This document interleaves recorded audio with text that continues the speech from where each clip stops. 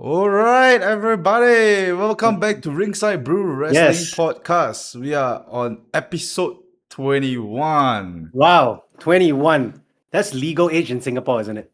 That I would wow, that's a very I strange can't remember. No, reference. because I'm like, I actually can't remember whether 18. But anyway, episode 21. That's a big age. 21, you normally have a big, nice birthday celebration. That's a very strange. Okay, but I'm not going to let's. explain why that was the first thing in my mind. But anyway. I think Joseph is a little bit tired. So for a little bit context for everybody, the two of us were involved in a show yesterday. We were Yeah. part of a unprofessional wrestling show. That was on the poster. Yep. Yeah, and guys, listen to this. Joseph turned heel. I did. I had to. Well, I won't go into details, but I felt an affinity with my fellow bald-headed brothers. So So it's just familiar, certain invincible people, Yeah. Yeah. So again, just for a quick intro, my name is Dave. I've been wrestling for 13 years right now. I have been doing Oof. creative and production for maybe like 3-4 years, maybe 3-4. Yeah. Joseph. I am also a pro wrestler. Been wrestling since 2022. And I'm coming back from an injury, so I hope to be back in the ring soon. And I do ring announcing, I do live commentary, and a little bit of creative as well, starting to do creative as well. Yeah. So So, Joseph is kind of like an understudy right now. yeah, always learning, always a student. But yeah, Dave and I think, we see a lot of the business, pro wrestling business inside and out here in the region in Singapore. So that's why we started this podcast. Yeah, so let's not go too long with the introductions. We still got one more usual thing to do, which is cracking open a drink every single time we talk about wrestling. Right. Joseph has his drink up, so maybe let's have him introduce first. Yes. So, Ringside Brew is, we like to either drink coffee or beer. So today is beer because that's what you brew. And there's actually Brewlander. This is from a brewery called Brewlander. I don't know whether you've Is that seen or heard local? of them. Is that local? It is a Singapore? Singaporean, yeah, it's a local Singaporean brewery, Brewlander. Right. I've seen them around in the stores. You can buy their beer in grocery shops. So Have you I have you not had that tried this before? particular No? one. Oh, I have had okay. Brewlander before, but I don't think I've had this particular one, and it's a Inception IPA. So again, I'm a fan of IPA. I know not everyone likes the bitter hoppiness, but I do. So that's what I'm drinking today. Right. So Julius is having some alcohol. I'm having it clean. Ooh. I'm having oolong tea, the Chinese tea version. So I'm having this because yesterday I had my cheat day. I ate a lot of nonsense. I love my beehoons. I love my nasi lemaks. I kind of tend to cram everything all in one day. Yeah. I So see. I'm keeping it healthy today. So oolong tea, zero calories. That's you can't go wrong with this. So Tastes let's better than water, so it gets my thumbs up. So yeah. So let's crack it open and Yeah, then we'll cheers. go ahead. Yeah, cheers.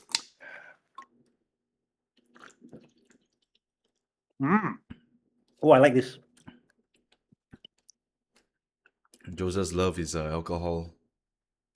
Yes, but I try to keep it light now because if you've caught, I'm 42 this year. I need to take care of my liver finally. But anyway, yes, Age let's is get just with a the number, right? So Age is just a number. as always, let's start with the honorable mentions. Joseph has two quick ones to make, so maybe Joseph Yes. can lead off with that first. So yeah, my honorable mention this week. My first one is actually R-Truth. So if you watch SmackDown, the most recent SmackDown, R-Truth thinks he's part of it's hilarious, right? He thinks he's part of Judgment Day again. He thinks the OG Judgment Day is back. He mistakes Jelly Roll for Dominic. I don't know how you do that. Yeah, it's pretty funny. We'll talk more about Jelly Roll later, but R-Truth continues to show up week in, week out. He wasn't in any action today with Damien. Yeah. But I'm still glad that they still have some form of TV time. I don't like it when the champions don't show up at all. Like at least do a backstage segment. We all know that R-Truth is a little bit, old. I hope he doesn't hit me for that, but he's But he's no CM Punk, but yeah, yes. but he's getting there. So it's good that we're Yeah. trying to preserve him a little bit by keeping him comedy backstage. So yeah, good to see Yeah. R-Truth every time. Yeah. And I don't know how Priest is barely keeping his laughter in, I think, if you notice. So Yeah, but we'll see. Damien is pretty a stoic guy, but Truth is. I think Truth is probably trying to break him. I'm sure. Yeah, I think that's the hidden gimmick, shall we say? But yeah. And then what's the next one, Joseph? My next honorable mention is Oba Femi. So again, Oba Femi, this time on Raw, he throws Brock Lesnar out of the ring, right? Yeah, so Obafemi goes 2-0, right? 2-0. Firstly, kudos to Brock because Brock sold that again, right? Really putting Oba Femi over. I don't know if anybody has noticed, actually. I mean, I'm sure people have. After Oba Femi does his fall from grace, right? Gives you that super high power bomb, he actually spits in the air. Before no. Or during? I feel like it's after. I haven't noticed that, but I know he does spit when he spits, right? And it's a very clear, it's an obvious miss. And the first thing, I'm just a bit grossed out by that. I mean, I thought it was a cool visual, but no, I can understand, right? Where else are you gonna get the water from? It's a cool visual. I'll give it that, it is kind of gross. So but yeah, Oba Femi goes 2-0 against Brock Lesnar. They're really, really putting. Yeah, I'm sorry. They are really, really making Oba Femi look strong. Yeah. So hopefully at Mania he doesn't lose that momentum to Brock Lesnar. Well, we can only hope. But yeah, so that's my two honorable mentions. It's not just two. I mean, Joseph has balls. Just that whatever we have is kind of more or less like intertwined. Yes. Okay, so let's talk about the ones that we had intertwined. So let's talk about Seth Rollins and Paul Heyman this week. I thought this was Paul Heyman doesn't miss with his promos. Correct. It was a very, very well planned out segment where Paul Heyman was kind of like manipulating Seth Rollins to come down to the ring, and Seth Rollins gets caught in the Paul Heyman trap. Yeah. And then Paul Heyman starts to take a dump on Rollins. Like really, he went so far as to saying that Seth Rollins is gonna get divorced by Becky Lynch. His daughter is gonna have to be adopted and stuff like that. Because Seth Rollins, right? He came close to Paul Heyman and he had a restraining order and whatnot. Yeah. So kind of like it's a crime. He's gotta go to jail. Therefore, the divorce and the adoption. It was so crazy. So over the top. Yeah. Yeah. So I thought this segment was I thought it was good, but it also begets the question that where are we gonna go from here, right? Because Paul Heyman and Seth Rollins have been going at it for weeks. For quite a little bit, we had Logan Paul and Austin Theory in the mix, but right now Logan Paul and Austin Theory, they're kind of like going for the tag team titles. Then who does Seth Rollins face? And that's the first question. The second question is Seth Rollins even fit? Is medically cleared. Yeah. So I'm not sure. I did write down a solution. Maybe like you could introduce a new member to the Vision, but that will be a little bit short-sighted, right? Because now you have 5 guys in the what do you call that? In a faction. Brock Lesnar is not part of the Vision, so we all know that. But if we introduce another guy, he's most likely gonna be a part of the Vision. So at that point, do we like bring an NXT guy out and whatnot? So that was like the thought process. Yeah, I think this Vision storyline has been hampered by real life injuries. So it is what it is, right? That's part of the business. No, it was this whole.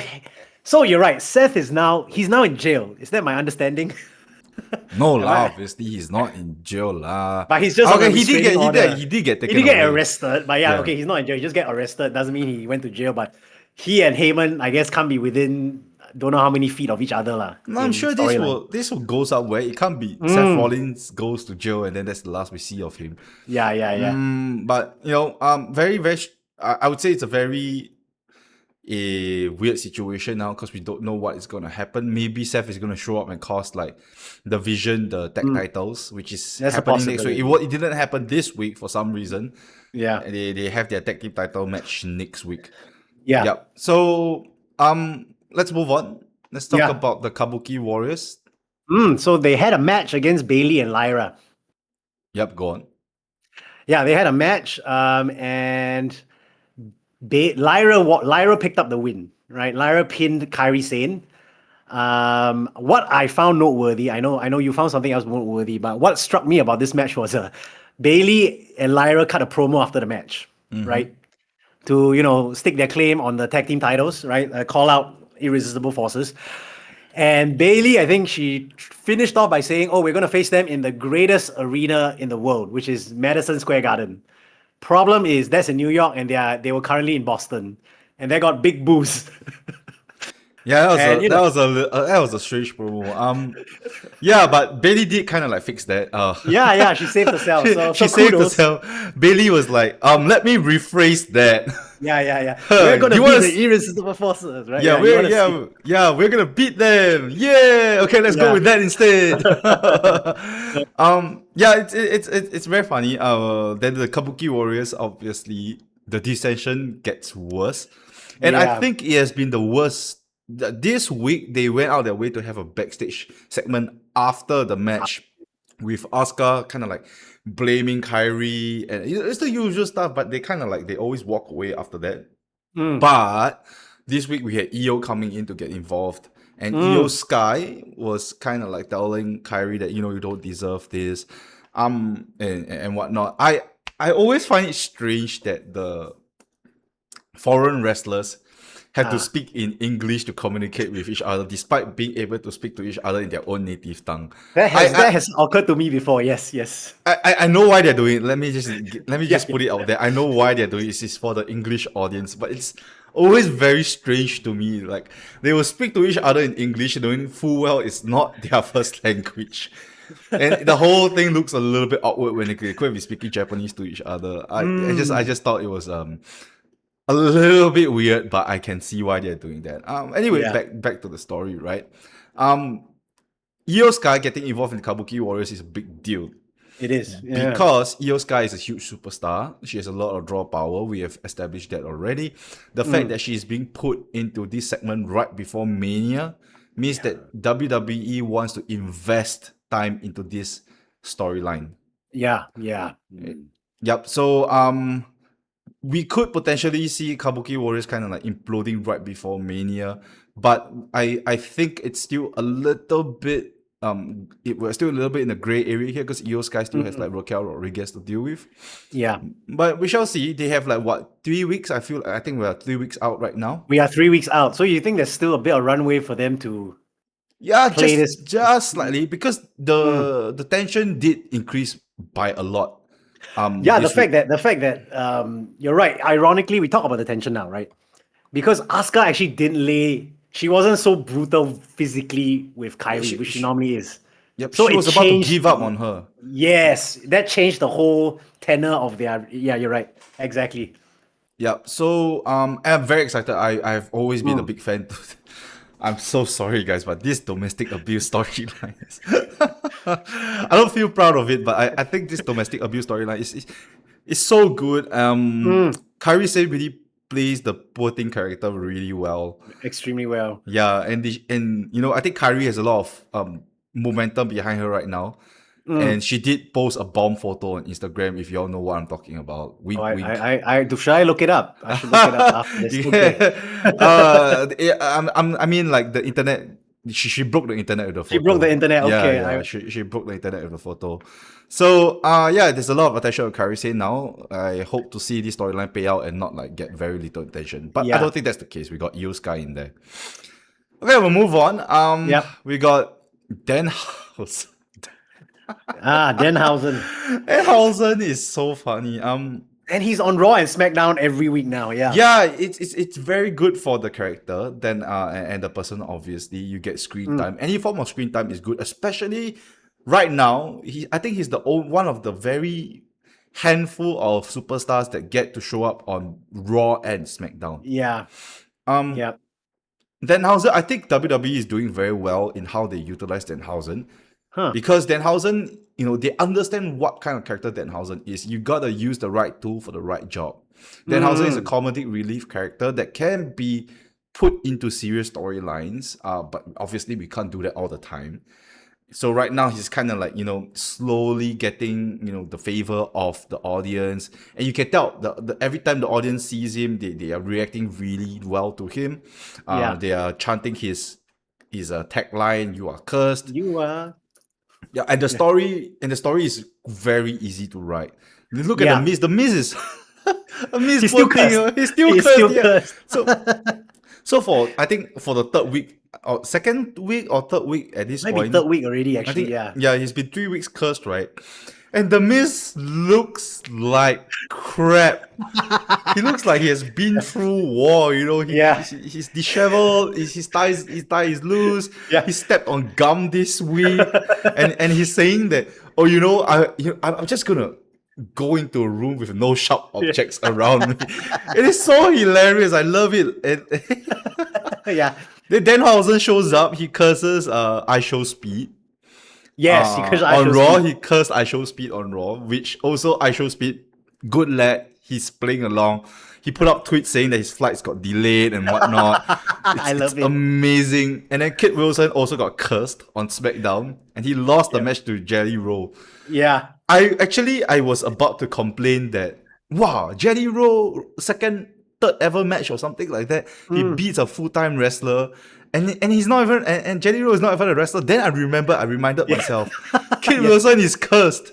He got cursed. That's So why. now, Exactly. so now I'm able to buy why a full-time wrestler can lose to a celebrity. Yes. Danhausen is the key to this problem, No, that's exactly right about the whole tool and problem match, right? Yeah. Tool and proper job, proper tool, Yeah, proper job. Yeah.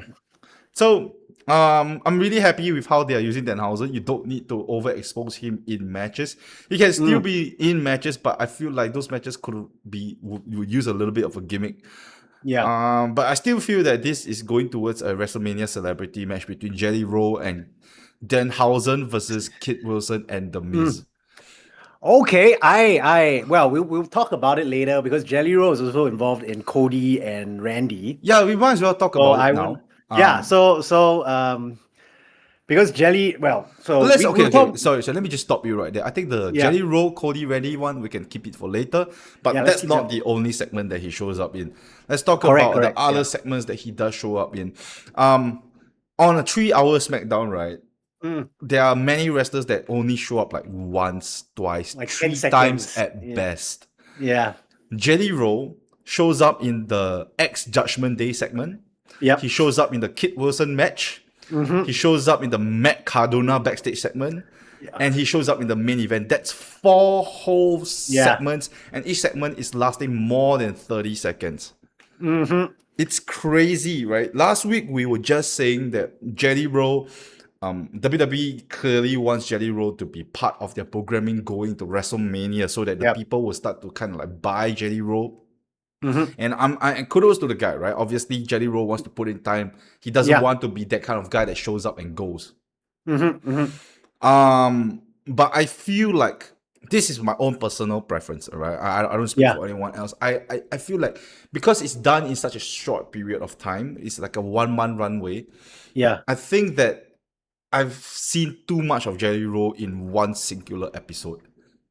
Right. It felt like Jelly Roll was the main attraction of the show, which I didn't understand why. And it started to feel a little bit forced. Like I feel like WWE is trying to force Jelly Roll down my throat. And all these segments aside, right, I feel that Jelly Roll is kind of like random in other segments. He was random in the X Judgment Day segment. Yeah. He was random in the Mac. Okay, maybe not the Mac Cardona one. Maybe not, I could still, I could still. There's what do a you call reason it? for him being there. Yeah, I could still justify, but even then, the justification isn't that strong. But we'll talk about that later. So I do feel that WWE is trying to force him. Force him is not the right term. WWE is trying to integrate Jelly Roll into our program. Yeah. No, you're right that because actually, if you talk about storylines, Jelly actually has two storylines. He's got his own storyline with Kit Wilson, Miz Danhausen, probably, right? The comedic relief characters. That's a proper storyline, but he's also involved in the Cody Randy main event. Yeah, I actually So have a if lot they of just focus on those two, that would be nice. But you're right, they're also inserting him in other places. yeah, I have some comments about the Cody one, but we'll get there Yeah, later. yeah. Jacob Fatu, Drew McIntyre. Wow. We Yes. we, You called it. we called it. Yeah. I don't think it was. I don't think it was that hard to call. Yeah. We based on how they were fighting over the past couple of weeks and how the rivalry has gone. It's kind of natural to go for an unsanctioned match. Yep. It is gonna happen this week. They kind of like throwing lines at each other. It was quite a nice promo, but it wasn't really like, oh, like let's fight again. I don't think they were Well, in they a condition can't, right? to That's fight. that's, Yeah, that's part, yeah, exactly. That's part of it. That's the great part about it is it makes sense that they wouldn't want to lay hands on each other after what they went through last week. right. So I will suspect there's going to be a contract signing between the two because you have to sign a contract for an unsanctioned match. Unsanctioned. And then, of course, contract signings always go with no uneventful, right? As we know. I'm not too sure. Maybe like there'll be some condition like we spoke last week that there'll be some condition that you cannot touch each other until Mania, but then Drew somehow some way gets a hand on Again. on Jacob again. Or Drew Sully is literally he's eating his kids' food. So there was a line you said in the promo. Yeah, there was a line where Drew was like, that is my food that you're feeding your kids. And I was like, bro, crazy. can you imagine? Yeah, can you imagine a guy like Drew's size just taking a teenager's food off his plate and eating it? It's just ridiculous. But that is so Drew. That is so Yeah. Drew. The Drew McIntyre character is so organic. I love it. Jacob Fatu as well. All right. Yeah. I've got one last honorable Yes. mention. Okay, let's talk about Gunther. Oh, we didn't see Gunther this week, did we? We didn't see him last week also. I think we briefly mentioned him last week. Yeah. We talked about the fact that Dragon Lee came back before Gunther, and Dragon Lee was the guy that Gunther kind of like murdered Yeah. on live television. I think it's quite worrying. Huh. Gunther hasn't shown up for the past 2 weeks. Like since a month away from WrestleMania, we're now 3 weeks out. Yeah. Which means by the time he shows up next week, we will be 2 weeks out. Yes. Right? If he shows up, but you If think he shows will? up, correct. If Okay. he shows up. I'm not sure. I don't think he will, because I feel that WWE has no plans for Gunther, and it's so worrying because they spent so much effort into this career killer character. They Yeah. put Gunther in high profile positions to retire names like Goldberg, AJ Styles, John Cena, all big names, not small names. I think that maybe there was a plan that there's some chatter on the internet saying that Gunther was meant to face Rey Mysterio at WrestleMania. I'm not sure if it's a retirement match, but obviously Rey Mysterio got hurt, so the match is not happening. Anyway, back to Gunther again.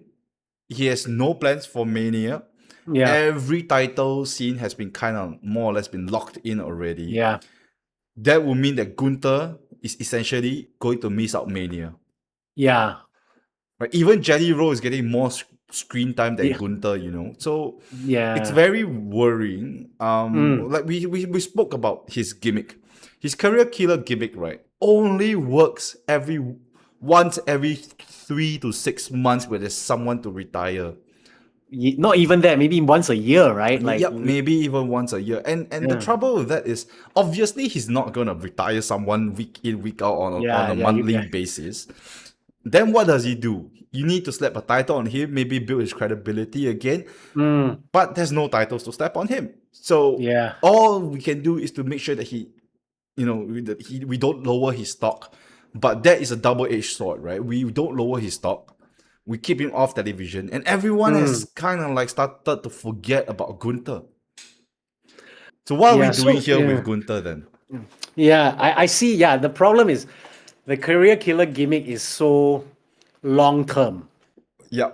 Right? The payoff is huge, but you can only do it so often. So, but you also don't want, because any gimmick shift for him devalues him, like you said. I would could argue that it doesn't devalue him. In fact, I feel like he needs to graduate out of this career killer gimmick ASAP. Because Right. it is that's the very thing, the very thing that brought him his that brought him his stocks, right? Yeah. His believability and whatnot. This thing that helped elevate his career, the career killer gimmick, is the same thing that is restraining him right now. Yes, correct. Double-edged sword, as you said. Yes. Yeah, so I think he needs to get out of it. You don't need to be a career killer. And like WWE, I feel like WWE, what they're doing is they invested so much into this career killer gimmick. I don't think they want to let go of it, because this guy retired 3 big names, and then they're just gonna go like, you know what? Actually, He can. let's just drop that gimmick. Yeah, I think no. I wouldn't say drop the gimmick, but you're right. Graduate, shift him to something adjacent to. We're not asking him to flip to face, right? That's stupid. You can be a monster heel, right, without detracting from, okay, if there's a big name that says they want to leave their boots in the ring, Gunther's the first person. Yeah, but that's or the also final kind, boss. Yeah. that's also kind of a strange situation, because those people who retire would kind of want to have a say in how they retire. So not Yes, everybody yeah. would like to work with Gunther, and that's just the Yeah. sad truth of professional wrestling. So yeah, I think that Gunther is probably not gonna do Mania. He could come back after Raw. On the Raw after Mania, to kind of like jump someone to get a fresh Yeah. restart. Gunther, he could always do the Mania next year, because he's still like, he hasn't gone past the age of 40 yet, so he's still got some good years behind him. Yeah. But yeah, that it is what it is. Okay. All right. We'll see. Yes. I think that more or less does it for the Honorable mentions. honorable Yep. mentions. Let's move into the title scene. We start with the Yeah. women's IC title. Becky Lynch and AJ Lee, they had a live segment together. Yeah. How? So very interesting. So one thing I loved, I was very invested when Becky brought her daughter in. Right? Saying that, my daughter is dancing to AJ Lee's entrance music. Yep. Right? So I'm like, okay, that's interesting. And then AJ Lee comes out, right? For me, AJ Lee comes out, says she get riled up, and she puts the title on the line. And what was maybe here a bit confusing for me is, after that, Becky says, "Ha, I got you." So was it so I rewatched the segment a few times, like, okay, so was Becky just trying to bait AJ Lee? But anyway, we got a Mania match. That's clear, right? This is a Mania match now, but I was also a little bit confused with that line. Yeah. Generally, I think everything before that line where haha you fell into my trap, yeah. everything before that was fine. The trap line was a little bit strange, and also it wasn't Yeah. the first time that haha you fell into my trap, that line was used on that show. Yeah, that night. In the very same night, the Seth Rollins and Paul Heyman had the exact same lines. Yeah. Paul Heyman also said, haha, you fell into my trap, Seth. And Becky said the same thing, haha, you fell into my trap, AJ Lee. So Yeah. I'm not sure if the producers had a hiccup there. But So I was confused. Yeah, it was weird, but even now we're talking over each other because we feel strongly about this. Yes. I just thought that it was quite poor vision for both these segments to end in the exact same lines. I appreciated whatever lines they said, because Becky was really making a great case for herself. She was actually making solid points until she made Delulu points. No, you're right. She was actually, you're right. It was logical about how she murdered the Divas era, right? Yeah, she murdered killed that. correct. Yeah, killed the Divas era. you go on. Yeah. Yeah, she killed the Divas era, and then it became personal for her because her daughter is enjoys AJ Lee, I guess, right? Likes AJ Lee. So I'm like, okay. And then she said that, then she turned on the audience a little bit, if I remember, right? And then she started to make Delulu points. That's the part where she started to make the Delulu points. So it's really funny how she was like making very wonderful points, very solid statements, and then she just 180 to Delulu. Seamless. Actually, it was very smooth. Yeah, right. It was very seamless. Yeah, like we have been praising Becky Lynch from the start of this podcast, so Becky Lynch is always a top tier character for us. AJ Lee also made some fair points, but I feel like AJ Lee overstepped some bounds. Absolutely, the crowd felt the same because when AJ Lee said, "I am your daughter's favorite wrestler," she got a boo. She got a loud boo. I think they went all they were like, oh, I don't think they were booing. I thought it was a boo. No, it's not a boo. It's not a boo. She's not wrong for saying that, but I don't think it aligns with the AJ Lee character because I feel like AJ Lee is not an anti-hero character. She's a very fluffy, skip around kind of character. I'm quite conflicted on this one. I like what she said, but it doesn't really connect well with what she is as a character. Like if CM Punk were to say it, I would 100% buy it. Yeah. But if AJ Lee says it, she's a little bit fluffy. You know, the good girl character. I don't think but. Whatever to make things more personal. And not just that, AJ Lee actually, if you talk about Delulu, AJ Lee was also a bit the OG Delulu character back in the day, she was right? a bit crazy. Psychopath. It's not psychopathic. She's a bit sociopathic, I think. Yeah. So you're right, not the kind of anti-hero gimmick, as it were. So yeah. She did mention a line. This is again my own personal take on this. Like she did mention a line where she's the best of her generation. She's the best of this generation. And the next one. This is just my take on this. It's just hard to buy a part-timer saying that. Like yes. I would completely say, you may have been the best of your generation. But saying that you're the best of this generation and the next generation where you're barely around, I just don't understand why you're saying that. Okay, I'm talk to the producers again. Me. Again, I'm anal about this kind of thing. Yeah. Well, listeners of the podcast will know we take things seriously. You know, we want to take things seriously because yeah.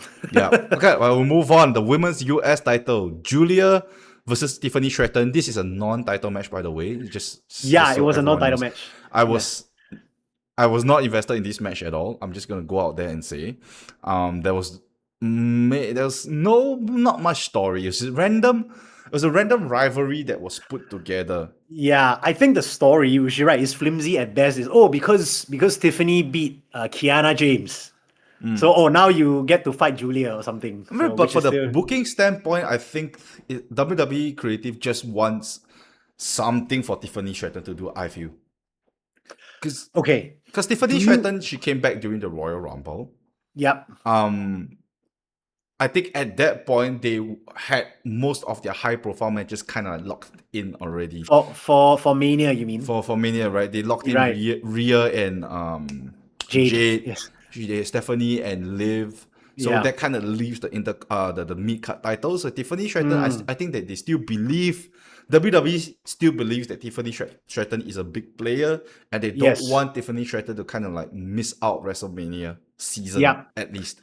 That's why we are having this random US title exchange. But let me get it straight, right? Tiffany Stratton, her power level is quite high.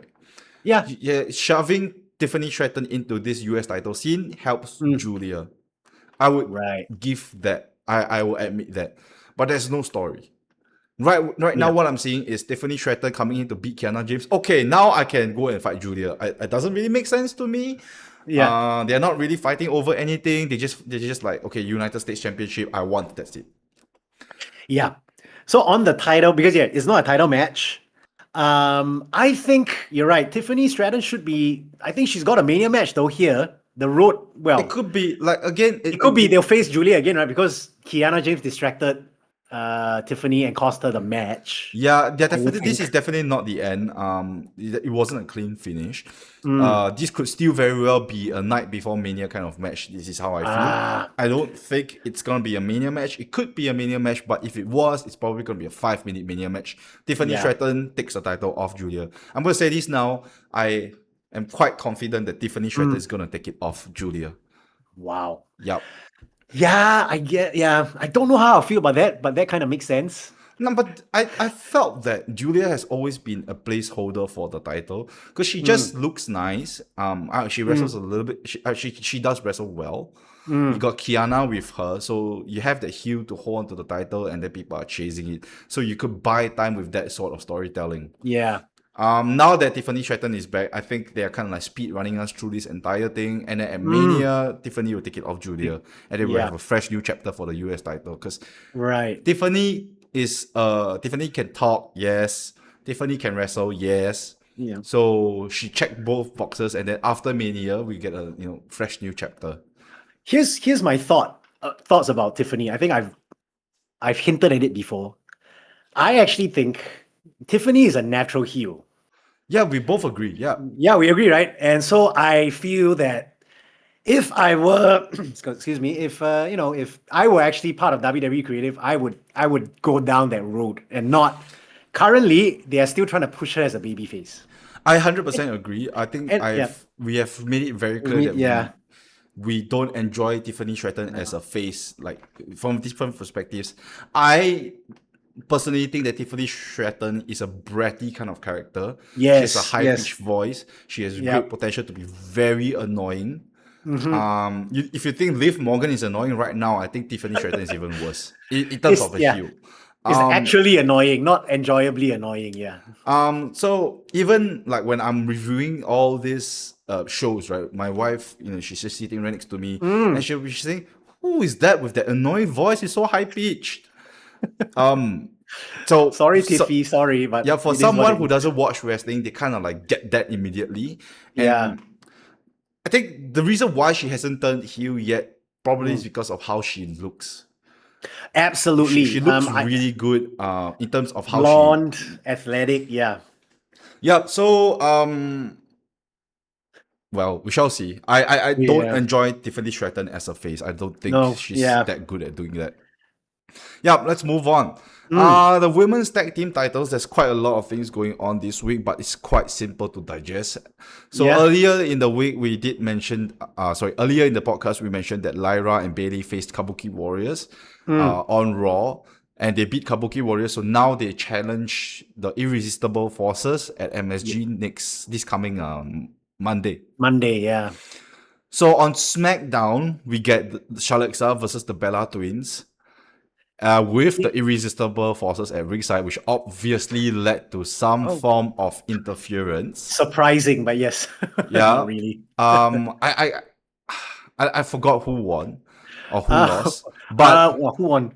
Wasn't it disqualified? It was thrown out. It was thrown, right? Because Irresistible Forces got involved and they attacked everyone. Bayley Lyra showed up and they kind of like, take Irresistible Forces out.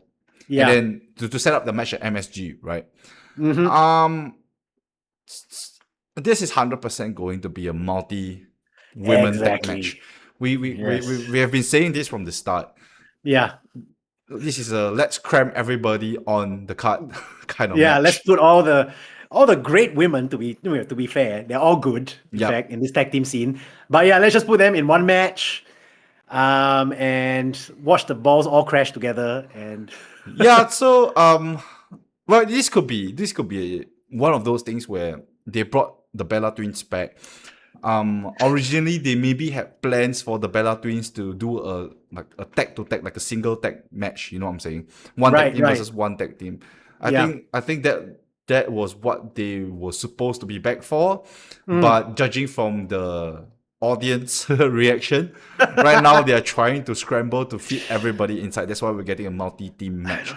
A multi-team match is more complicated than a single, tag versus tag, though. But it gets everybody on the card and gets everybody on the card. But that means the Bellas have to actually work as well. That's what I'm saying. Yeah, I disagree with you. Okay. All right. I'm so happy that this is gonna be a multi-team match because we work with whatever cards we have right now, right? Yes. If I had a choice, I would have never brought back the Bella Twins. Of course. I think, we are agreed on this. But they brought back the Bella Twins, and we were going down the route of the possibility of Bella Twins versus another tag team for the tag team titles.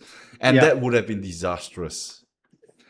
But right now, we are being offered the chance to have other tag teams put in the mix where they can actually work the match.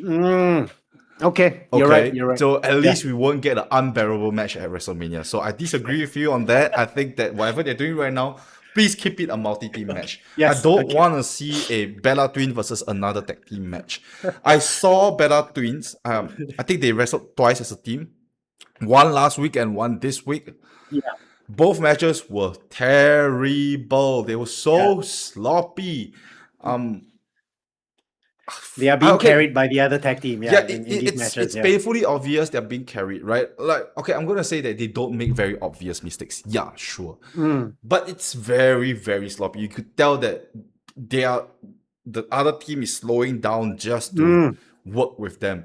So I'm glad that right now it's a multi-team match. We don't have to see a Bella Twin versus tag team. Simple as that. Yeah. All right. Let's move on. Holy moly. I think I want to start with the Women's World Championship first. Okay. The one held by Stephanie Vercaer. Stephanie Vercaer, I think right now how they're booking her is great. I agree. This is much better than having her come out to cut promos awkwardly. Yeah. Like a month ago, I made a video about how overrated Stephanie Vercaer was, and I want to re-emphasize that she's overrated because she's constantly being shoved into our throats, cutting very awkward promos. But right now, she's letting her actions do the talking. And I think this is the perfect way to book Stephanie Vercaer. Yeah. She doesn't have to talk a lot. She has the look. Yeah. She doesn't have to talk a lot. She has to look. And if you want her to talk, let her speak in Spanish. Agreed. When she speaks in Spanish, right? Sometimes it's monotonous. I get it, right? Sometimes it's monotonous, but you can get the aura coming out from her rather than you force her to speak English and we don't know. We can't really. And then the cadence slows down because it's not her first language. She's obviously thinking the words through. You can tell. Yeah, but you're right. Right, but of course it's not her fault. She's been made to do the English promos, right? But right now, I feel this is the perfect booking for Stephanie Vercaer. Shows up, kick ass, get out. The brawl, so if I remember correctly, it was Liv was following Raquel out, right, for a match. Yeah, and then Vercaer jumps her. Yeah. Yeah, Stephanie shows up and I don't know how to describe it. Again, it was a fight, man. Again, like my wife was also like when I review my videos, right? My wife sits next to me. She's like, "What the hell is going on? Why is there so much screaming? Someone dying or something?" And I mean, it really did felt like the brawl was so personal. I think kudos to Liv. Liv Morgan was like selling the heck out of it. I don't know if she needed to sell. She got slammed on the LED wall. I think at one point it looked like she got spine busted on concrete. It looked like the way to me. It definitely looked highly personal, and that's the kind of feud that resonated with the promos they have been throwing at each other. It is the correct balance, right? The promos were highly personal. They were all personal attacks at each other. And then at one point it has to tip over into action, right? Correct. Precisely. Right now, this action, it resonates with the promos. It feels highly personal. I'm very invested. Again, Stephanie Vercaer, she doesn't have to talk. When she does, just let her speak in Spanish in a vignette. Everybody loves it, right? She looks more badass that way. The idea, remember when we talk about characters, we want to bring them back, or rather we want to take a look of the goals of the character. If the goal is to make her badass, then don't set her up to make her look awkward. Correct. Yeah, keep her strong, right? Make her a bit mysterious even. Yeah, so I 100% agree that Jose is creative. Right, keep her mysterious. Let the mystic. Keep the mystic about her. The moment you show the human side, that's where people start to bring her stocks down. Not bring her stocks down. We stray away from the original goal. Right. So I absolutely love this, but again, analytic. Did have a slight problem with Liv Morgan getting jumped again. Because at this point, she's been jumped 3 times in a row already, and she's still getting jumped. So one would think that Liv would take the fight to Vercaer, Yeah, one would think that she would smarten up a little bit, take the fight to Vercaer, or be at least a little bit wary of his surroundings. Yeah. But Liv Morgan, for the past 2 to 3 weeks, she's been just walking out, getting beat up. Getting blindsided, Getting blindsided. So I think that's the only issue I have with this. But I love the animosity. I love the fiery feud that's going on. Yeah. Keep it this way. Please Agreed. keep it this way. Okay. let's move on to the other spectrum. Where do we start? Okay, I'm gonna. This is for the TikTok hater. This Rhea Ripley and Jade Cargill feud, I just want it to end now. I wish today was WrestleMania and Rhea has taken the title off Jade. Yes. I have zero interest in this feud. Okay, I don't want to blame any of the performers. Again, Yeah, I okay. think this is probably This was bad the job. creative. Yeah, this was just the job. They're just yeah. out there to do their jobs, right? But even so, I feel like the wrestlers themselves, I think they are feeling it, that they feel like they're not fighting for anything. I agree on that point. I agree that none of the so there's 4 women now involved, right? Yeah, 4 women. There's 4 women now involved. You're right. That I think none of them are fully feeling it. And one big sign is they're actually not helping each other look good. Whoa, Right. Joseph's creative. Yes. No, they're not helping each other look good. The understudying is happening. Yeah. So okay, so just quick recap, because actually BFAB faced off against Rhea Ripley in a match, right? And of course, they need a name. I don't want to give them any ideas. They need a faction name. No, they Jade did. Cargill, They BFAB, did. and what's They their called faction name? themselves to take over. Okay, that's not that bad. Okay, I thought it'd be worse. It's better than That's not that bad. Irresistible Forces. That's Yeah, for okay, sure. the takeover show up. Yes, okay, the takeover show up, right? And all of them get some mic time. So number one, my beef. Here's my problem. Firstly, the dots are not connecting, because Rhea was like, why did these 2 jabronis join forces with my mortal enemy, right? And BFAB comes out and says, Rhea, I hate you because you're a backstabber. And I'm like, where did that come from? Number one, right? Where did that come from? Michin made a bit more sense, because Michin, which is I hope they develop it more, because Michin's like, I've been slogging my butt off for years, didn't get anywhere, that's why I joined with Jade. I'm like, okay, I can buy that. Here's the thing about when I said they're not trying to make each other look good. Jade Cargill is supposed to be a dominant heel here. She was worst on the mic out of all 4 women. Worst. She was right? And even Michin and BFAB, who we don't hear or see very often, I felt came across better. Yeah, so I feel the exact same way as you. I felt that Michin cut the better promo out of all 4 of them. Okay, I think you could make a case for Rhea Ripley also, but I felt that Michin made a more lasting memory on me than all the other women did. Yeah, obviously, like we said last week, right? This stable is put together so as to make it look like Rhea Ripley has a chance of losing that match at WrestleMania. We all know that's not gonna happen. We all know that Rhea Ripley is gonna take the title off. If Jade Cargill somehow, some way retains the title, I'm just gonna skip past the entire thing until someone tells me that she drops the title. I don't. You're gonna throw a chair at the screen. Yeah. I don't want to watch another Jade Cargill segment. It's just so. It's painful to watch. I cannot connect with her. Her lackeys, her quote unquote lackeys, right? Yeah. Do a better job than her on the mic, right? So you talk about how Michin left the lasting impression, like BFAB even. Yeah. This whole segment, if you're watching it, right, you are right to say that they were helping each other out. And if you really, really watch it, you could see that they're talking over each other. It was terrible. Like, I don't know what Rhea was doing. Maybe Rhea was supposed to say something, or maybe the 3 ladies had something, like, were jumping the gun. I'm not sure what it was, but Rhea kept laughing. She kept wanting to say something, but they kept talking over each other. It made the segment more awkward than it had to be. Who came out of it looking stronger? Neither the WrestleMania people. I don't understand what is going on.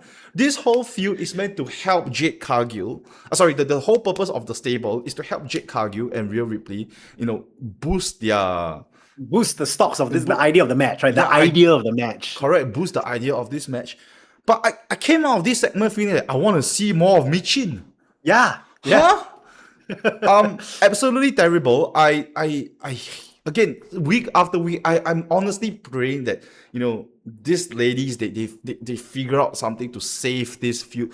But with every passing week, I feel like we're getting further and further away from the mission. Right now, I would rather see Michin versus Rhea Ripley. Yes. Michin looks super. Actually, you're right. Michin looks badass in the ring. I don't know whether you saw when.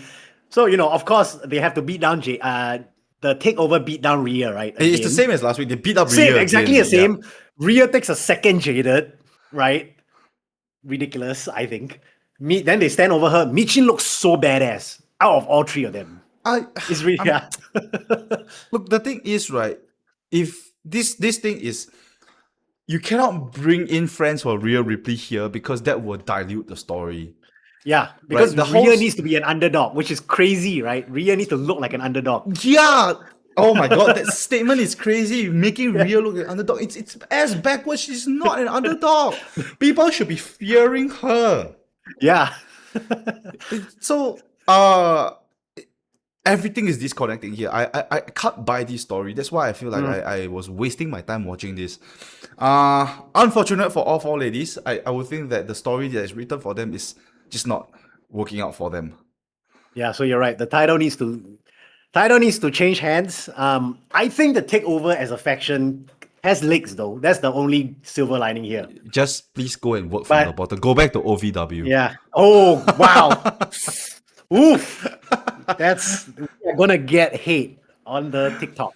Actually, I don't know what's the hate about OVW. I'm not literate about this. Did OVW at some point get cancelled because of some scandal? Wow, I don't want to. There's not a lot of time, but there was a recent controversy. Oh God, I'm sorry. Please go back to NXT. I have seen that. Sorry, I'm not literate. I apologize, everybody.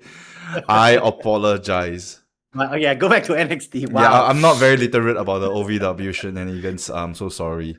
But yeah, I'm willing to apologize about that. Okay, let's move on to the men's. Raw Tag Team titles. Actually, we talked about SmackDown one. SmackDown, nothing happened. Okay, let's move on. Nothing happened. Well, R-Truth is building the clubhouse, so... Yeah, let's talk about the Raw Tag Team titles, the Usos versus The Vision. Originally, it was scheduled to be a title match this week, but somehow, some way, it did not become a title match. I watched some content online, other content creators. Not sure if you all know about Wrestle Talk. I think it's this British content creator. So I give all credit to them. So okay. The guys from Wrestle Talk, they were saying that originally this was supposed to be a title match, but suddenly it wasn't because the Usos had to do an appearance somewhere with the titles. Oh, okay. So that would mean that they would have to delay the title drop or the title match. So if you read between the lines, right, if the Usos were meant to hold the titles and this was not a title match this week, they postpone it to next week instead, that would highly mean that the Vision is probably going to take the titles off the Usos. So that's a high possibility, but not 100%. So I didn't realize that. So kudos, good shout out to Wrestle Talk for educating me on that. A little bit of backstage leaks. Yeah, but hey, I felt that this situation that was developed was better than what they were originally planning. Usos versus The Vision, you watch the match, I think the main man here is Jey Uso. Yes, because he will play a role with that. His character has a role with Punk and Roman. The Punk and Roman. We'll talk about that later, but let's just have it sit in the back of your mind. Jey Uso got himself disqualified, which was not a face thing to do. That's number one. How he did it was even worse. He was presented the brass knuckles by a LA Knight. Yeah.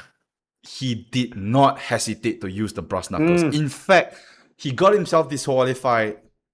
They celebrated. I wouldn't say they celebrated. They exited the ring. He got back into blindside Logan Paul. With the knucks, right? Yeah, with the knucks from behind. So I thought that was a very, very heelish thing to do, and I thought it was very interesting. We'll talk more about that. So I think the Jey Uso heel turn is coming very, very soon already. Yeah, it is very likely. Yeah. Let's move on to the men's IC title. We got Penta versus Dom Mysterio.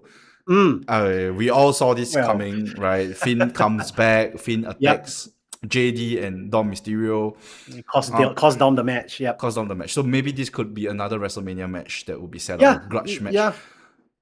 I wrote a note here saying that Demon Finn Balor shouldn't show up here. No, I don't think Demon. Yeah, we talked about this, and yeah, from after this run in for this title match, I think he needs to show up as himself, right? I agree. I think emotionally it has to be Finn Balor. Yeah, I just like the Stephanie Verker character we talked about it just now. If you give her too much of the human side, it takes away the mystique of the character. Yes. Same with Demon Finn. If you bring out Demon Finn too many times, it takes away the mystique. So I don't think that Demon Finn should come out here. But yeah, it's a very simple segment. We're gonna get a Finn versus Dom at some point, probably at Mania. Yeah. Yeah. So let's move on. Let's move on. The men's US title. Wow. Okay, this one, finally we got a lot of things to say about this one. Okay, let's just get straight to it. Yeah. Sami Zayn versus Carmelo Hayes. Any Sami Zayn match would most likely be a banger. You put Carmelo Hayes in there, it's gonna be a double banger. It was a great Instant match. classic. Yeah, instant classic. It was a great match for what it is. Go out of your way to watch it. It wasn't a clean finish. Trick Williams got involved. He kind of got a hit in on Carmelo Hayes, which Sami did not see. Yeah. And that led to Sami picking up the win and winning the United States champion 3 weeks away from WrestleMania. Yes. So Trick, it seems, did not. He was trying to get Sami Zayn to lose. It seemed like. I'm not sure. Yeah, I think no, but I wasn't sure as well. Yeah. No, Trick. I think it's hard to say, but Trick also handed Sami the weapon, the US title belt. That's true. He threw the title in and tried to get him to use it. Yeah. Oh, okay. That maybe I will. Okay, maybe I can agree that maybe he was trying to goad Sami into using the title belt. But again, I'm going off of Trick's facial expressions after Sami won. He looked shocked. He looked surprised. It wasn't what it seemed like. It wasn't what he wanted. Even though you're right, when that whole when Trick interfered, I thought, oh, is Trick trying to help Sami win? I think he was trying to sabotage Sami. So Sami Zayn, his storyline so far has been like, everybody has been getting opportunities. He keeps getting bumped back down the line. People are cutting queue basically. Yeah, his son is disappointed, but he hasn't mentioned his son in a while, I think. He jumps on this US Open Challenge and he finally wins the US Open Challenge. So at the start of the night, Nick Aldis was telling Sami, he was telling Sami Zayn that he does not have a plan for Sami. Sami is not going to be on the Mania card. Whereas Trick Williams, who was a very young, fresh guy, he did well for something. Some reason. And he's got a spot. So obviously Sami is like, was hot over that. Yeah. But now he's got a US title. He goes to Nick Aldis and says, now am I on the card? Nick Aldis says yes. Now, this Sami Zayn winning the US title has caused a lot of chaos online on the IWC. Oh, really? Yeah. I have not checked that. I think at 8 out of 10 videos is mostly against Sami Zayn winning. Really? Yeah, 9 out of 10, 8 out of 10. There's a lot of people who are against Sami Zayn winning. I disagree with all of you guys. I disagree as well. Yeah, I think I disagree. But yes, go ahead. I think Sami Zayn winning, right? It's a good thing. Here's why, right? Sami Zayn, okay, all of this is not going to benefit Sami Zayn. Let me preface that. You think that Sami Zayn has everything to gain from this, but he has nothing to gain from this. Sami Zayn is being treated as a gatekeeper. He is a platform. He is a Dolph Ziggler. Right? He's the Dolph Ziggler type of profile that will go to Mania and job to Trick Williams. Okay, so hear me out, guys. You keep everyone happy. Yeah. There's a lot of Sami Zayn fans who are angry that Sami Zayn is not even going to go to WrestleMania. Like, he's been working his ass off and whatnot. Now, when he's finally going to Mania, you're all turning on him. I don't understand why. He's going to Mania as the champion. He's going to face Trick Williams, a young upstart. He's probably going to put Trick Williams over, and Trick Williams will be the new United States champion. He's like a John Cena kind of thing. When John Cena defeated the Big Show, it was a big deal. Yeah, Trick yeah, Williams yeah. is gonna receive the exact same treatment by beating Sami Zayn, a legend in the business. Now Trick Williams is the US champion. He's gonna come out of Mania, and then maybe Carmelo Hayes can come back in again. If y'all watch Yeah. NXT, that rivalry was legendary. They have not put the trigger on it on the main roster. You're absolutely right. Because if we say Sami don't win, we say Carmelo Hayes goes to Mania instead. What is gonna happen there? Someone's gotta lose. If Carmelo Hayes loses to Trick Williams right then and there, Carmelo Hayes had everything to lose. Carmelo Hayes is not even that established as Sami Zayn. Yeah, yeah. Right? So Carmelo Hayes going to Mania, losing to Trick Williams would make him an afterthought coming out of WrestleMania. And then what we're gonna do after that, if we put Sami instead of Carmelo going into feud with Trick Williams after Mania instead, then Carmelo Hayes no more already, bye-bye already. Yeah. Right? So I think it was a perfect decision. Right? Albeit it's a little bit sudden. I will agree this is a bit sudden. But I think this is the right path to take. Sami Zayn winning the US title to go to WrestleMania to put over Trick Williams, increases Trick Williams, the stock of Trick Williams, Yeah. right? Yes, Sami yes, Zayn yes. going to WrestleMania to put over Trick Williams will increase the stock of Trick Williams, coming back to face Carmelo Hayes, and then there'll be the next, like maybe John Cena, Batista kind of long running mid-card feud. Yeah. Long running mid-card feud. So I don't agree with those people who say that this is a poor decision. I think what you guys are seeing is short-sightedness. Yeah. You guys just want to see your boy go to WrestleMania and have his hard work paid off. Carmelo is still damn young. He's got 15 Manias left in him. Just let him build him first. Yeah. Yeah. Build him first. Build the fella, I right? agree. If you don't build the fella, he's not gonna have the 14 Manias after this. You sacrifice That's one the way Mania, this works. Yeah, that's the way. long term, guys. We're playing the long game. Long term. I think I agree is the correct decision because Sami's character, as we've said, very interesting place for a very long time. And like you said, we said he's been down in the dumps. He's doubting himself, right? He's a lot of internal conflict. Now he's got a title. That's interesting, right? So you think that everything resets. I hope I can tell you, Sami's character should not reset to become a happy-go-lucky guy again, right?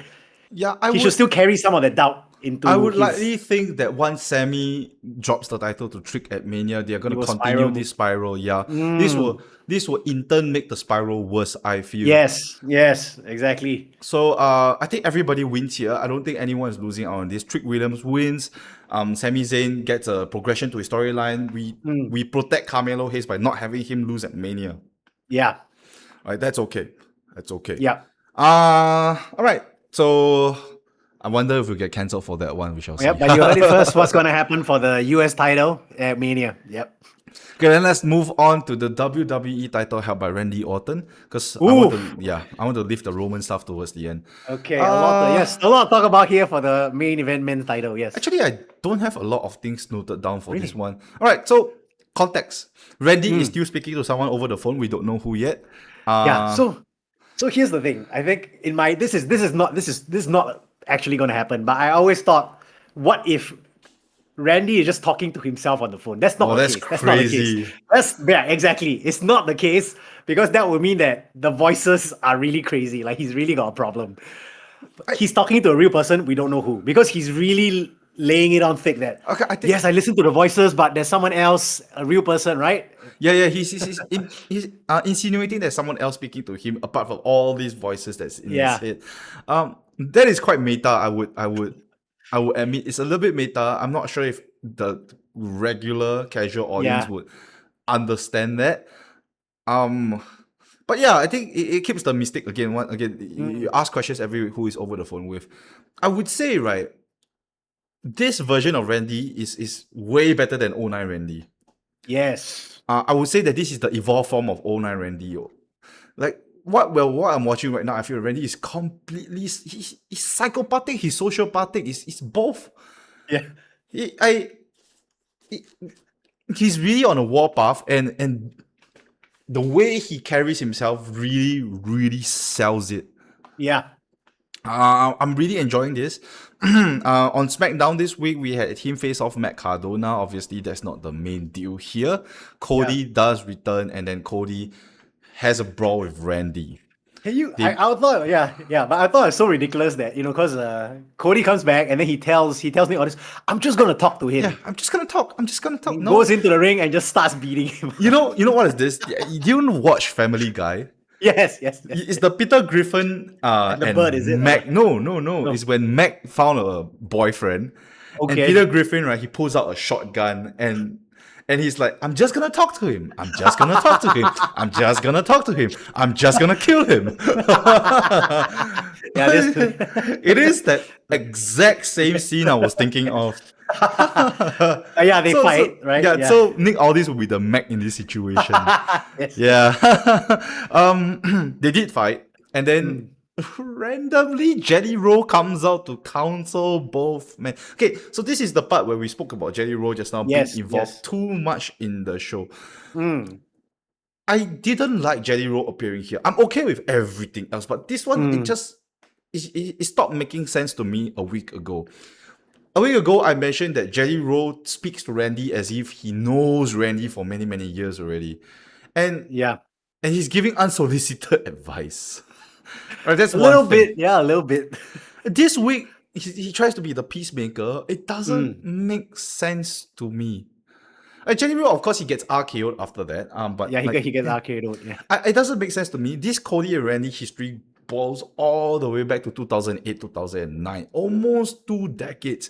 And Jelly Roll is only a character that's been introduced to us like a year before, but he's acting as if he's like their best friends.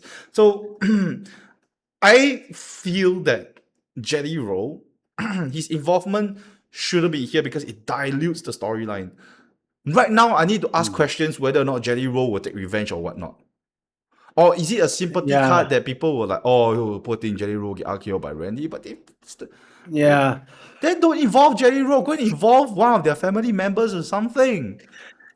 No, okay. We talked about I think there's 2 things we should address here, both the business side and narrative side. I think, right? So why is Jelly Roll involved in so many things? Number one, yes, kudos. He's, I think, a good performer. We've talked about stage presence. He's good on the mic, good in front of a large crowd. Good. But the business side is he's also a very well-known American personality. So WWE hopes to get more eyeballs, right? That's number one. And you can, obviously, I think he is invested enough to say, hey, I'm willing to put in the time and effort to get trained and maybe do a match, which he has. That's what we mentioned earlier, correct. Right? Like, kudos to him. Kudos to him. But you obviously can't put him in a match of this caliber, Randy Orton versus Cody Rhodes.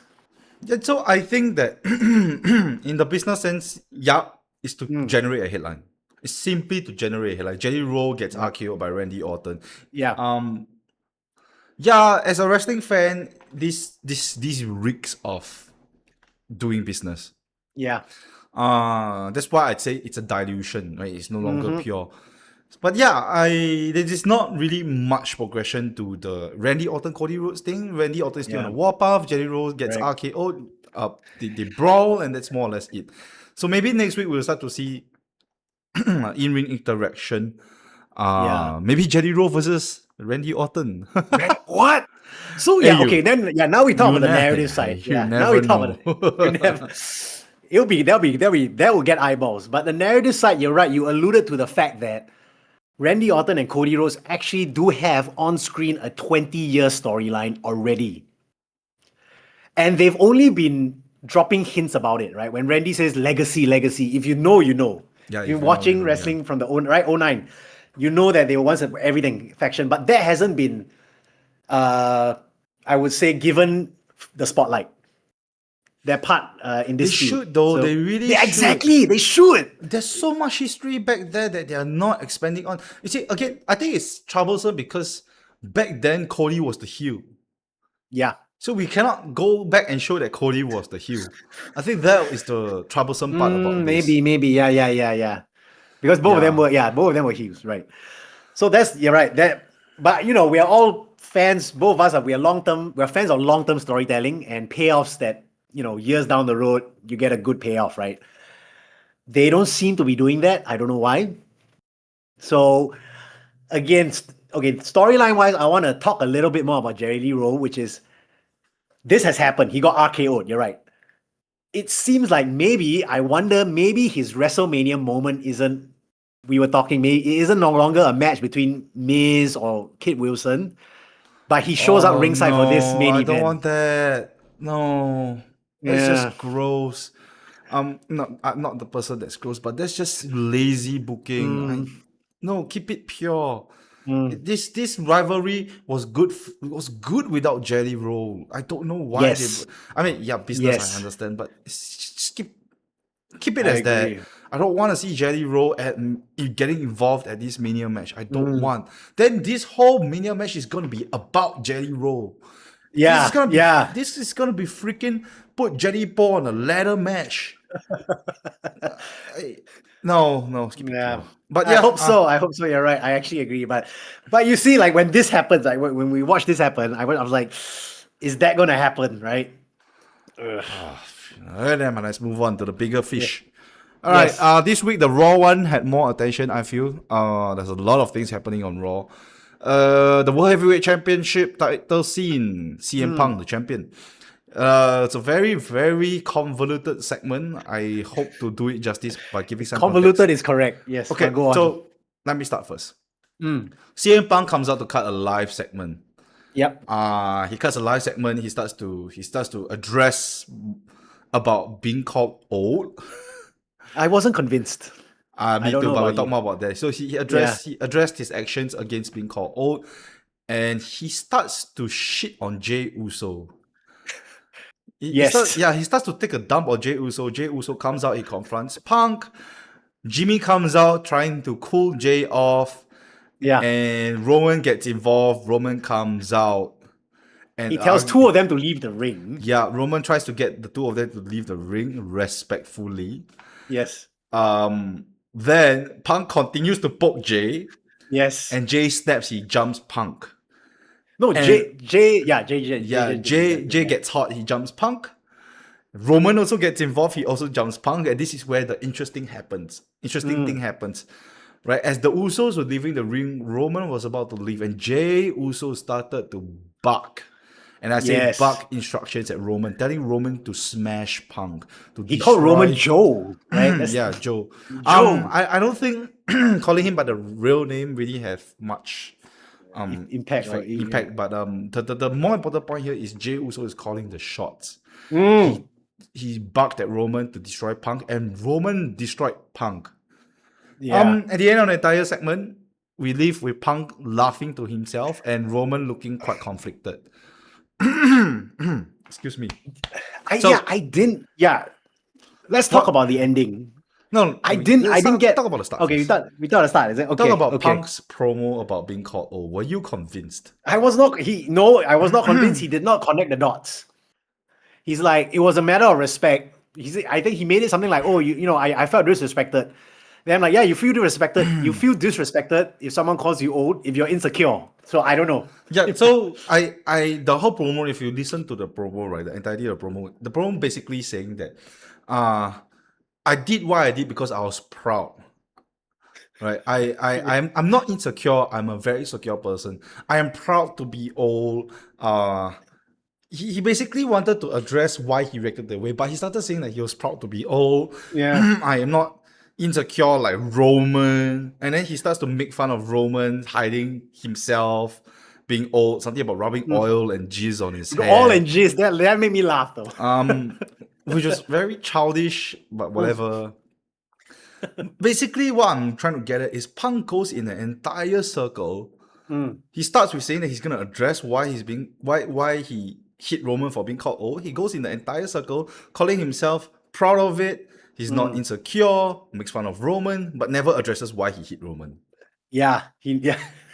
So I don't know about this one. I felt like he was just leading us away from the fact that he did. But I would say it's masterful speech, right? I mean, You lead Punk people, is always good on the mic. Yeah. You get people's attention away from what he did by making something else for people to talk about. But we are listening, Punk. We are listening. We are not convinced by your promo. That part was the weird part, but everything else after that, you got good. So he started to poke Jey Uso. I think he went out with a game plan to poke Jey Uso. So So that's why he was laughing at the end, because he wanted to create a little bit of thing between Roman and Jey, you think? correct. So Jey Uso, sorry, not Jey Uso. CM Punk has been going on and on about how the family is very toxic. Roman is always leading his young boys, and Yeah. and this is where the meta gets real, right? He goes on and on about how Roman is nothing without his family. Roman is Yeah. gaslighting his family. He's very toxic towards his family.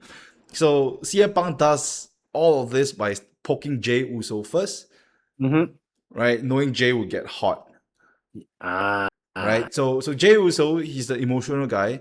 He wants Punk to get his just desserts, Yeah. and because Roman, who's also emotional because Punk made fun of his dad, Yeah.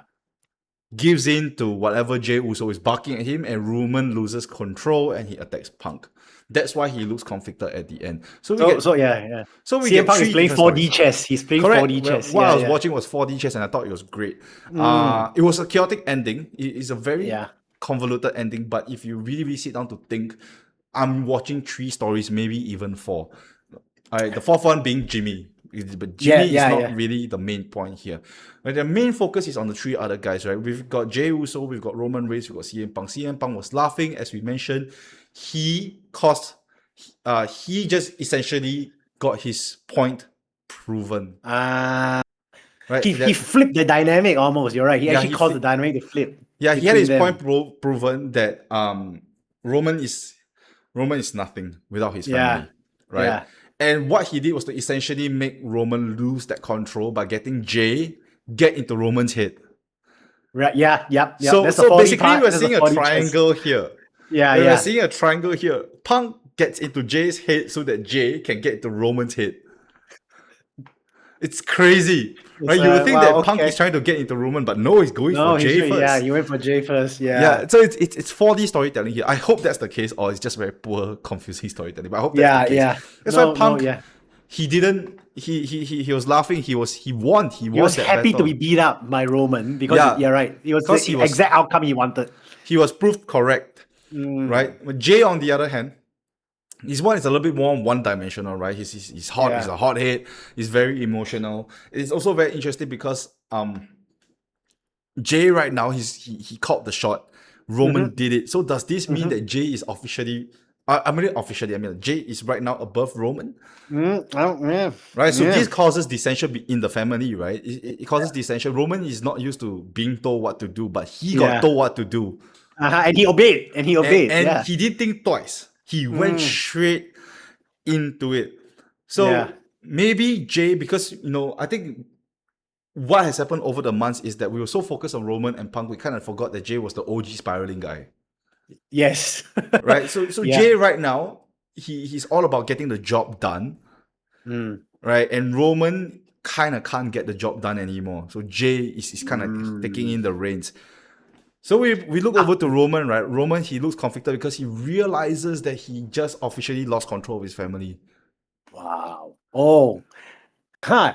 I didn't read that, but okay, maybe I will actually go back and look at it again. Wow. Yeah. So that's what I had to take away from this. I know again, apologies to the viewers who this sounds so hard. But basically it's a love triangle between all 3 men. No. I think that's what it is, and it's great storytelling if that's the story they try to tell. Because truth be told, I was confused why Punk was laughing. Yeah, I think you're right. It was a bit convoluted. I think the beat's a bit too compressed. But it's very meta. You laid it up. I would say it's meta, right? Again, Punk laughed because he had his point proven. Jey realizes that he can now have the edge against Roman. He has officially caught the shot against Roman. So he's no longer the right-hand man. He shouldn't be talked down to anymore. So we'll see interesting interactions between Roman and Jey coming forward. Roman would probably get a little bit desperate because he lost control of his family. Yeah. And then we'll start to see a shift in dynamics between Jey and Roman. Jimmy, we shall still see because Jimmy is the most versatile out of all of this. I am going to say that I think Jey will cost Roman the title at WrestleMania. I think that's where the heel turn may come from. So the biggest heel turn will be Jey in Mania. It could That be. was the It that's could the be. So big there are two payoff. ways we Yeah. could go with this. I feel like Jey could turn heel at Roman. Maybe not, right? Mm. I actually lean more towards to the Raw after Mania where Jey turns Ah. heel. Yeah, just to keep people look good. Yeah. Yeah, I think Roman will be losing to Punk, Yeah. and that gives Jey grounds to take over the Bloodline. And then maybe you'll see a Bloodline 2.0. Sorry, at this point it'll be 3.0. Yeah, actually 3.0. But okay, there's a lot there. So we go back to just to tie up all the knots. You already said, and as I was preparing for the podcast, it also started to make sense to me, especially when you mentioned what you said about the Vision, and the Vision have a match with the Usos, and the we say dirt sheets, like the wrestle what was it? Wrestle Talk. They said actually the title match was postponed. So the story you just told makes perfect sense if the tag titles are not in the picture. And Correct. Jey alluded to it, right? Because Jey said, I don't care about the tag team titles. Correct. This is about family, right? Yeah. So I would say the Usos are going to drop the title next week because Jey is the one that will lose his mind. Yeah. He will cost them the titles. Yeah. Correct.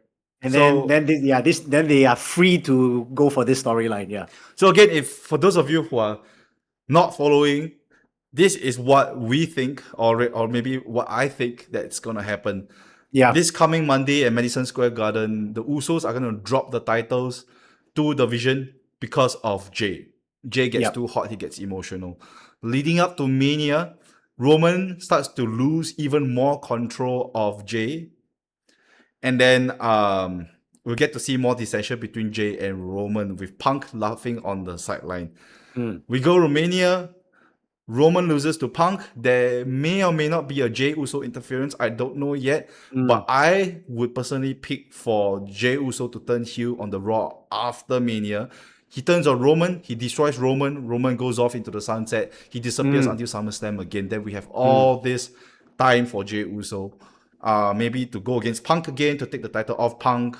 Then we have a full circle story between Jey Uso and CM Punk. Because CM Punk, for the past 2 weeks, if you realize, it's not really so much on Roman already. He's starting to shift his attention towards Jey Uso. If you think about it, if you think about it, ever since the first promo between them, you could kind of tell that he's poking at Jey already. I can tell you I like the sound of all of that, not because it's a compelling story, but also it means that there'll be no more Yeet concerts moving forward, hopefully. Oh man, I hate it. Yeah, but if you realize he already stopped eating already. Yeah. That's a very subtle. That's a very subtle. Like we don't notice it because we hate it. Yeah. So that wraps up our episode this week. Barely under the 90-minute mark. No, we made it. Yeah. As always, guys, we don't want to take too much time. As always, guys, thank you so much for tuning in. We're 3 weeks out from Mania. Very, very exciting times. Yeah. Please do follow us for content, updates, and whatnot. You can find us on Instagram and TikTok. It is at ringsidebrewpod.sg. Yes. Right? Or just simply search out Ringside Brew Pod. Ringside Brew Podcast. Right? We're also on YouTube, Spotify, Apple Podcasts, Ringside Brew Wrestling Podcast. Search us up. We're quite easy to find. And we do have a community Discord channel. How do you join it? Just head to our Instagram and look at the bio. The links are all there. Speaking of links, we do have a Buy Me a Coffee page. Yes. So I've set it to the lowest possible amount. It's like $4. If you want to help support, you can donate us a drink. Every little bit helps. Every little bit helps. And if that's not what you want, that's completely fine too. We respect where you're coming from. What you can do is to help us like, share, subscribe, follow our content, whatever, all the social media stuff. You know the drill, guys. So thanks for tuning in. This has been episode 21. We'll see you guys next week for episode 22. This is Dave signing off. This is Joseph. Have a good weekend and what's left of it. All right, we'll see you all next week. Have a good week ahead, guys. Bye.